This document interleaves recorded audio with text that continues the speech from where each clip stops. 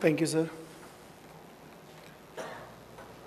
My learning which I am presenting here is particularly focused with the rural development and Panchayati Raj institution. However, the lessons drawn are very generic, and we have a couple of slides to take you through with these learnings.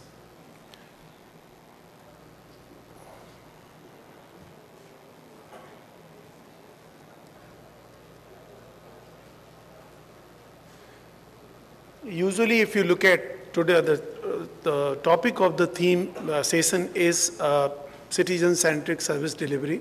Our previous speakers have been sharing with you the ideas which they have brought onto the table.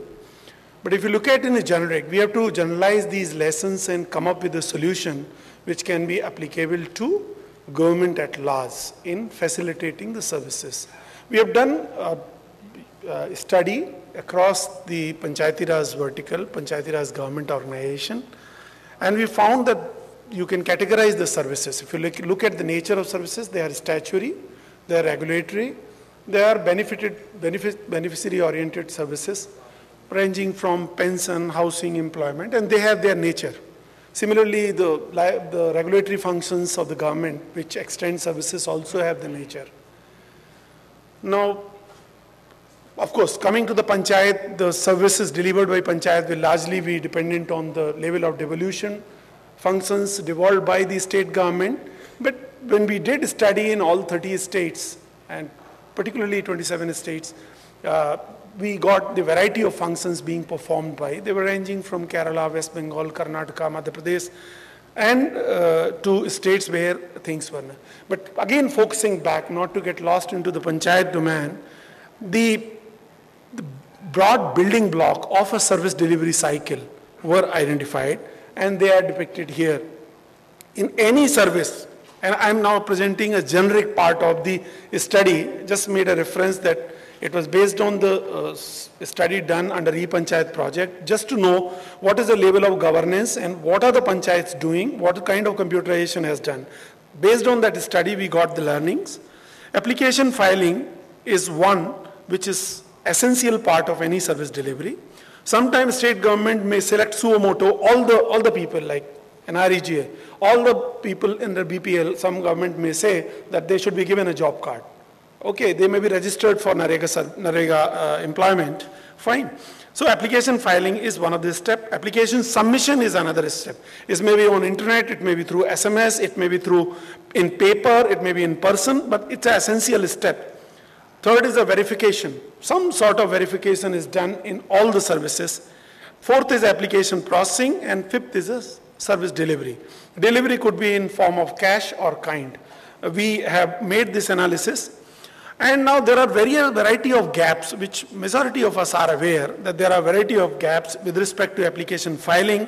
The citizen does not know what is the application form applicable. Application form changes, he comes with the old form. The language is another issue. Okay, what are the checklists? What kind of document he must attach before asking for a service? Then where do I submit this application?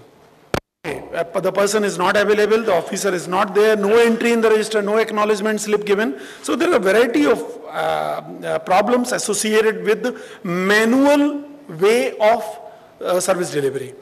TDS manual verifications are there, timely intimation to the complaint. So these are the gaps which were identified in the manual system of service delivery. Now, what are the expectations? If you are a service seeker, what are the expectations of a common person? A, he wants that service should be delivered at the doorstep.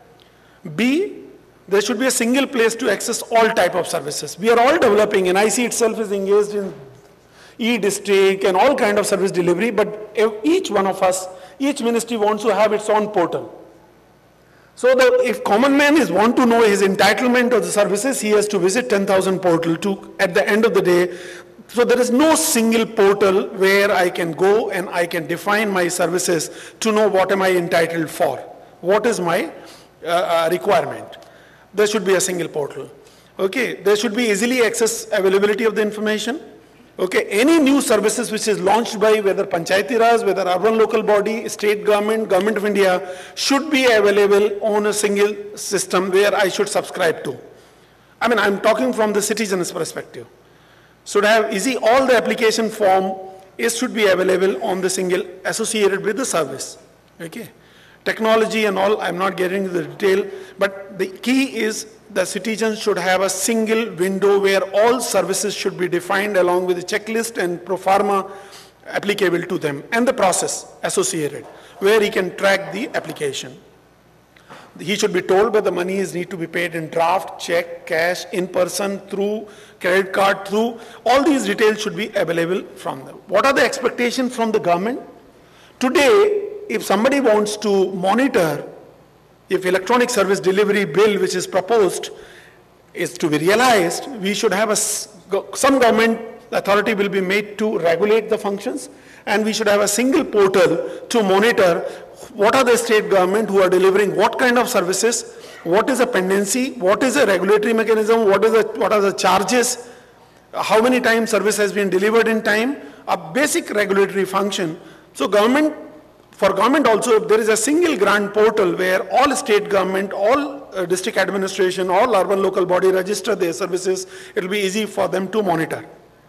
All policy decisions can be communicated, monitoring of service delivery, then auto escalation also becomes possible.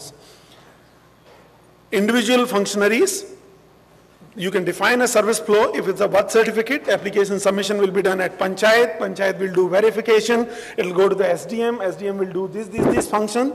So we need to have a proper mechanism, and it is good from the government point of view also. What are the check rules? What are the rules applicable? Also, from the service provider point of view, if you are a CIC or CSC, or if you are running a IT kiosk and you want to be partner with the service delivery function, you should know what are the services where you can subscribe to and play some role. Similarly, expectation from service provider. As a service provider, I must know what are the services open for subscription where I can play some role, what is my role, what are the money available. If I get involved, I sign SLAs, what are the terms and conditions, okay, and transparency. Now, what is the expectation from a technology solution? I'm just sharing a four corner of service delivery. Expectation of a citizen, consumer, expectation from the government, expectation from the service provider, expectation from technology solution. Of course, it should be, instead of multiple portal, it should be a single portal, it should be integrated, interoperable, SMS, and all those kind of good things which are normally associated with service delivery. You have seen social media in case of excellent application of the social tools, Web 3.0 in passport application. All such things should be put into the place. This was the expectation gathered, and we have designed, we designed a software solution which is going to be meeting such requirements. Right, sir? And we need discussion also. Okay, sir. So we need to have a solution which can meet these challenges in terms of nature of services from state to state. In each state, even a birth certificate, the process of study was done, and in 30 states you have 30 kind of processes. You can't ask all the state government overnight to do the business process re-engineering. It is a cost, it is a time, both matters. So we need to have a flexible solution where each state should be able to configure its own services as per their needs. Since paucity of time is indicated by the chairman, following steps were required to take following proper. Identify all commonalities and variabilities across. We have studied majority of service, at least falling in the panchayat and rural development sector. We have studied the common part, we have studied the variability function, and we have come up with the solution architecture which we are going to roll out as a part of e-Panchayat. It can be used by any line department in delivering the service. So we will not have e-district software, passport software, NREGA software. We will have it. But for service delivery functions, you can use one software in delivering your services. You can define your process flow for that portion of the job, and it could be residency certificate, it could be birth certificate, it could be any certificate. Applications, the software, you still need software, back-end software to process. But the service registry will be the one which will be open to the citizen, where everybody will be asked to register service, as also envisaged in electronic service delivery bill.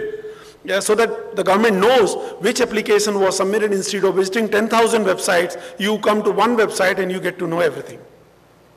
There are different roles. Service owner is the one who defines the service. Service unit is the last mile body which interfaces with the citizens. Service provider is the one who, like CSCs. Service seeker is the one who is a consumer who submits application, and gateway service provider. This is the various roles. This is the workflow which is facilitating the design of this. And it is a metadata based. So it is not one, it is one software but flexible enough to meet all these state-specific needs. You can define your own service flow along with the process flow. I'm not getting into the detail. So the basic segment is you can define your service, you can define the entitlement target group, you can define application form. It will generate the form based on your definition. Not that the definition is something else and business logic has changed, rule has changed, but the form has not changed. Application submission mechanism will be open. Payment details, along with the payment gateway, service deliverables will have to be defined, and service delivery mechanism. These are the details, and the software name is going to be Service Plus. It is fully compliant to the proposed service delivery bill, and we'll be launching it very shortly. I think conclusion is the framework has been conceptualized after extensive consultation with the state and the district administration as a part of ePanchayat project. It's a mission mode project, and it adheres to all government standards and will be fully compliant with the EOID. This is the basic the vision of the electronic service delivery bill, to provide for electronic delivery of public services by the government to all persons to enhance transparency, efficiency, accountability, accessibility, and reliability. We have taken each word out of it, explored it, and saw the consequences, translated into electronic medium, and the framework is ready. Thank you.